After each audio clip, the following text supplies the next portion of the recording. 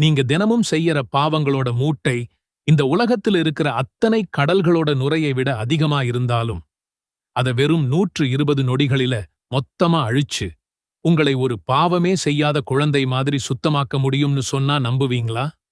அது மட்டும் இல்ல, உங்களோட கடன் பிரச்சனை, மனக்கவலை, பணத்தட்டுப்பாடு எல்லாத்தையும் நீக்கி நாளைக்கு மறுமை நாள்ல கோடிக்கணக்கான மனிதர்களுக்கு முன்னாடி உங்களை மிக உயர்ந்த ஒரு மாத்தக்கூடிய ஒரு ரகசியம் இருக்கு. துவாக்கள் ஏன் கபூல் ஆகல, வாழ்க்கையில ஏன் பரகத்தில்லைன்னு யோசிச்சு சோர்ந்து போயிட்டீங்களா? அப்போ இந்த வீடியோ உங்களுக்கானதுதான்.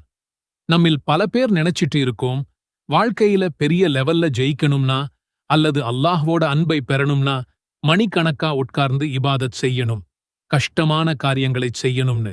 ஆனா நம்முடைய கருணைமிக்க அல்லாஹ் அவரோட அடியார்களுக்கு மிக மிக எளிய வழிகளை வச்சிருக்கிறான்.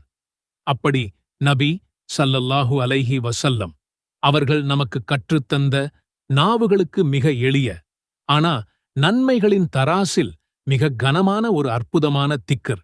இதை தினமும் வெறும் 100 முறை மட்டுமே ஓதுறது மூலமா உங்க வாழ்க்கையிலையும் மறுமையிலையும் நடக்கப் போகும் 3 பிரம்மாண்டமான அதிசயங்கள் என்னென்ன, இதை எப்படி ஓதணும், இதோட ஆழமான அர்த்தம் என்னங்கிறதை இந்த 8 நிமிட வீடியோவுல தெளிவா பார்க்க போறோம். வீடியோவை ஸ்கிப் பண்ணாம கடைசி வரைக்கும் பாருங்க, ஏன்னா கடைசி பகுதி உங்க வாழ்க்கையையே மாத்தலாம். முதலாவது அதிசயம், நம் கற்பனைக்கு எட்டாத பாவ மன்னிப்பு. மனிதர்களாகிய நாம தினமும் கண்ணால, காதால, மனசால எத்தனையோ பாவங்களைச் செய்றோம்.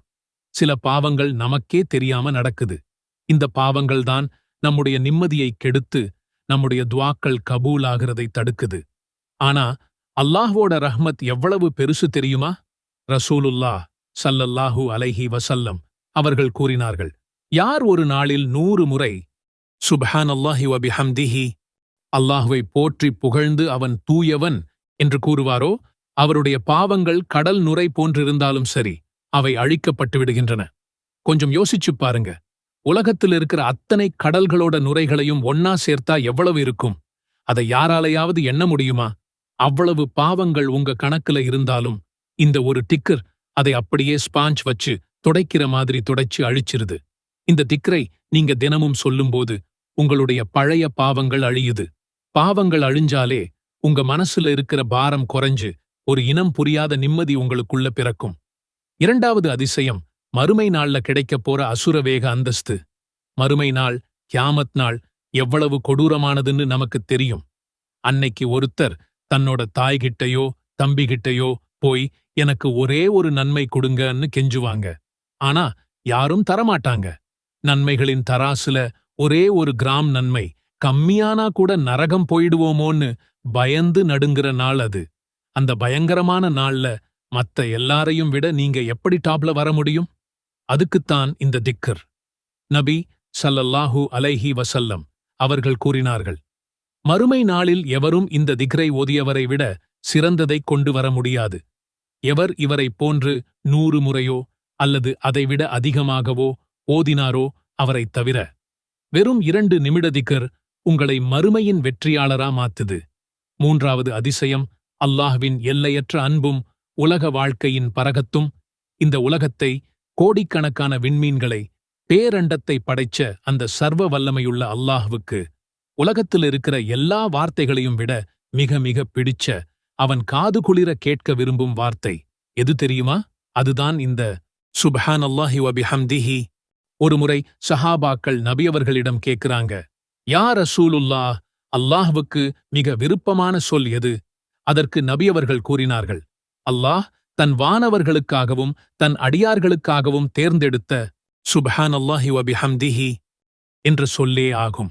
இதோட பவர் என்னன்னா, பிரபஞ்சத்தில் இருக்கிற அத்தனை மலக்குகளும் வானவர்கள் இரவும் பகலும் இந்த திக்ரை தான் சொல்லிக்கிட்டே இருக்கிறாங்க. அதே திக்ரை பூமியில இருக்கிற நீங்களும் சொல்லும்போது நீங்க ஒட்டுமொத்த பிரபஞ்சத்தோட அதிர்வோட கனெக்ட் ஆகுறீங்க. அல்லாஹ்வுக்கு பிடிச்ச வார்த்தையை நீங்க சொல்லும்போது அல்லாஹ்வுக்கு உங்க மேல அன்பு ஏற்படுது. அல்லாஹ் உங்களை நேசிச்சிட்டா அப்புறம் உங்க வாழ்க்கையில ஏன் கடன் இருக்க போகுது, ஏன் கவலை இருக்க போகுது? எல்லாமே சுபஹானல்லாஹ் பரகத்தாய் மாறும். சுப்ஹானல்லாஹ் வல்ஹம்துலில்லாஹ் வலா இலாஹ இல்லல்லாஹ் வல்லாஹு அக்பரு வலா ஹவுல வலா குவத இல்லா பில்லாஹில் அலியில் அதீம். இதன் பொருள், அல்லாஹ் பரிசுத்தமானவன், எல்லா புகழும் அல்லாஹ்வுக்கே உரியன, வணக்கத்திற்குரியவன் அல்லாஹ்வைத் தவிர வேறு யாரும் இல்லை, அல்லாஹ் மிகப் பெரியவன், அல்லாஹ்வின் உதவியின்றி பாவங்களிலிருந்து விலகிக் கொள்ளவோ நன்மைகள் செய்யவோ எந்த சக்தியும் இல்லை, அவன் மிக உயர்ந்தவன், மகத்தானவன். இந்த கலிமா அல்லாஹ்வின் மகத்துவத்தையும் பெருமையையும் சொல்லுது. இது ரொம்ப சிறந்த திக்ருகள்ல ஒன்னு. சுப்ஹானல்லாஹ், அல்லாஹ் தூய்மையானவன், எல்லா குறைகள், பலவீனங்கள், மனித கற்பனைகள் எல்லாத்தையும் விட்டு அவன் பரிசுத்தமானவன்னு அவனை துதிக்கிறோம். அல்ஹம்துலில்லாஹ், எல்லா புகழும் அவனுக்கே. நமக்கு கிடைச்ச சின்ன அருளிலிருந்து பெரிய அருள் வரைக்கும், நாம சுவாசிக்கிற காத்திலிருந்து நம்ம உடல் ஆரோக்கியம் வரைக்கும் எல்லா அருட்கொடைகளுக்கும் உரியவன் அல்லாஹ் ஒருவனேன்னு நன்றி சொல்றோம். இந்த முஹர்ரம் மாதத்துல நீங்க கவலையா இருக்கும்போது, சோர்ந்து போகும்போது இந்த கலிமாவை ஓதுங்க. அல்லாஹ்வின் மகத்துவத்தை நினையுங்க, அவனிடம் உதவி தேடுங்க. உங்க உள்ளம் அமைதி பெறுவதை நீங்களே உணர்வீங்க. வாழ்க்கையில தீர்க்கவே முடியாத கஷ்டங்கள் உங்களை சூழ்ந்து நிற்கிறதா? நம்பிக்கையெல்லாம் போய்விட்டது போல் உணர்கிறீர்களா? கடன், நோய், மனக்கவலைன்னு எதுவாக இருந்தாலும் சரி, ஒரே ஒரு சக்தி வாய்ந்த கருவி உங்கள் தலையெழுத்தையே மாற்றும்னு சொன்னா நம்புவீங்களா? நம்ம எல்லாருடைய வாழ்க்கையிலும் போராட்டங்கள் இருக்கு. காலையில் கண் விழிப்பதிலிருந்து இரவு தூங்கப் போகும் வரைக்கும் நம்மைச் சுற்றி ஏதாவது ஒரு பிரச்சனை. ஒரு பக்கம் பணக்கஷ்டம், இன்னொரு பக்கம் குடும்பத்தில் நிம்மதியில்லை. நாளைக்கு என்ன நடக்குமோ என்ற பயம் நம் தூக்கத்தையே கெடுக்குது. இந்தச் சூழலில் மாட்டி யாரிடம் உதவி கேட்பது என்று தெரியாமல் பல நேரம் நாம் தவிக்கிறோம்.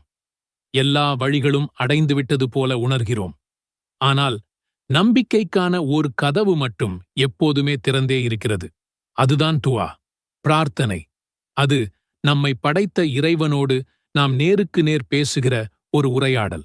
அல்லாஹ் திருக்குரானில் சொல்கிறான், என்னிடமே கேளுங்கள், நான் உங்கள் பிரார்த்தனைகளுக்கு பதிலளிக்கிறேன். இது வெறும் வார்த்தைகளில்லை, இது அல்லாஹ்வின் வாக்குறுதி. நம்முடைய பிடரி நரம்பை விட நான் உங்களுக்கு மிக அருகில் இருக்கிறேன் என்றும் இறைவன் கூறுகிறான்.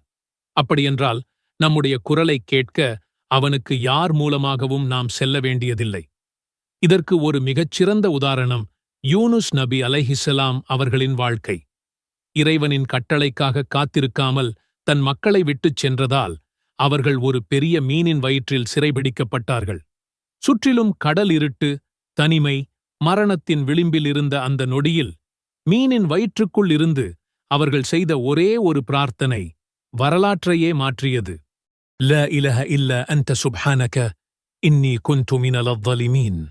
உன்னைத் தவிர வணக்கத்திற்குரிய நாயன் யாரும் இல்லை, நீ மிகவும் தூய்மையானவன், நிச்சயமாக நான் அநியாயக்காரர்களில் ஒருவனாகிவிட்டேன் என்று தன் தவற்றை உணர்ந்து அவர்கள் மனமுருகி இறைவனிடம் கேட்டார்கள்.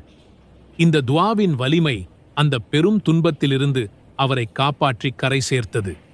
யூனுஸ் நபியின் வரலாறு நமக்கு என்ன சொல்லித் தருகிறது? துஆ என்பது வெறும் வார்த்தைகளின் தொகுப்பு இல்லை, அது ஒரு ஆழமான உணர்வு. நாம் கேட்கும் பிரார்த்தனை நிச்சயம் ஏற்றுக்கொள்ளப்படும் என்ற முழுமையான நம்பிக்கையுடனும் தூய்மையான உள்ளத்துடனும் கேட்க வேண்டும். நான் கேட்டேன், ஆனால் எனக்கு கிடைக்கவில்லையே என்று அவசரப்பட்டு விடக்கூடாது. பாவமான காரியங்களுக்காகவோ அல்லது உறவுகளை முறிப்பதற்காகவோ ஒருபோதும் பிரார்த்திக்கக் கூடாது. தூய்மையான எண்ணத்தோடு கண்ணீருடன் கேட்கப்படும் பிரார்த்தனை நிச்சயம் இறைவனைச் சென்றடையும். உங்கள் பிரச்சனைகள் ஒரு மலை போல பெரிதாகத் தோன்றலாம், ஆனால் அல்லாஹ்வின் கருணை அந்த மலையை விடப் பெரியது. இன்றே, இந்த நிமிடமே உங்கள் கைகளை ஏந்தி முழு நம்பிக்கையோடு அவனிடம் கேளுங்கள். உங்கள் தேவைகளை அவனிடம் சொல்லுங்கள். உங்கள் பலவீனங்களை ஒப்புக்கொள்ளுங்கள். உங்கள் பாவங்களுக்கு மன்னிப்புத் தேடுங்கள். துஆ என்பது ஒரு அனைவருக்கும் சக்தி வாய்ந்த ஆயுதம். அதை ஒருபோதும் குறைவாக மதிப்பிடாதீர்கள். உங்கள் வாழ்க்கையின் மிகக் கடினமான நேரங்களில் நீங்கள் தனியாக இல்லை என்பதை நினைவில் கொள்ளுங்கள். உங்களுக்காக காத்துக் கொண்டிருக்கும் ஒருவன் இருக்கிறான். உங்கள் அழைப்பிற்கு பதிலளிக்க அவன் தயாராக இருக்கிறான். மனமுருகிக் கேளுங்கள். உங்கள் வாழ்க்கை மாறுவதை நீங்களே பார்ப்பீர்கள். இன்ஷா அல்லாஹ்.